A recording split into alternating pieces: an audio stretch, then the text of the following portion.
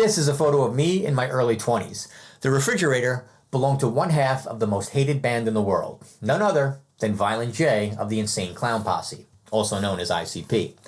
And sure, nowadays ICP has become ingrained in pop culture, being the easy target of memes, the butt of jokes, and even parodied on Saturday Night Live. To most, that would appear to be a detriment. However, to me, very early on in my professional career, this musical duo, consisting of two high school dropouts who make their living dressed as clowns, opened my eyes to a completely new level of business and differentiation. ICP's outlandishness is what initially drew me to them. ICP knew their brand and they leaned into it, hard. And the number one question people usually ask me is, do I have to be outrageous and outlandish to properly differentiate myself? And the answer is absolutely not. I'm certain you've experienced differentiation through definitives. We sell the most hamburgers. Our prices are the lowest. And if you're looking for the safest automobile, look no further than us. You've heard these differentiators so often that they've become powerless in their ability to truly differentiate a brand. And I have to admit that I too have been guilty of this style of thinking. I was under the impression that bringing your A game at all times was the only way to win. And while it's the way I'm hardwired, and it did help me win a website design contest held by ICP's record label, which ultimately landed me at Violent J's house, I soon realized it may not be the only way to win.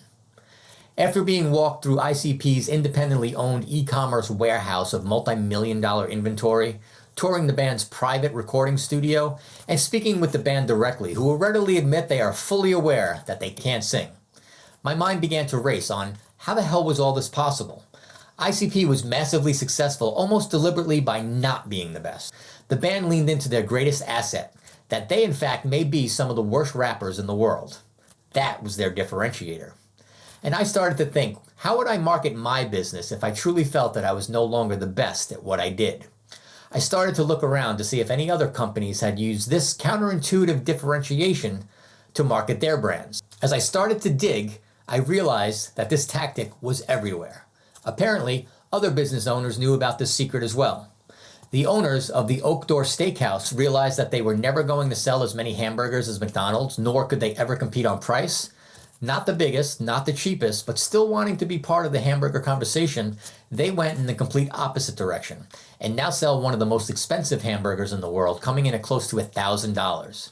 The most expensive is their differentiator.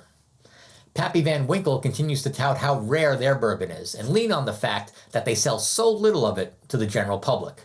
The rarest, a great differentiator.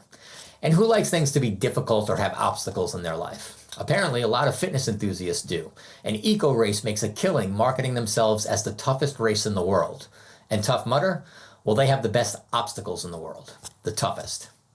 In business, there are things that we often can't control. You can't always be the biggest, and you may not have the best or the highest quality products. And maybe J.D. Power and Associates continually snubs you at their award ceremony, whenever that is. Yes, a little differentiation can go a long way, but it doesn't always have to come from an expected place. Who are you in your market?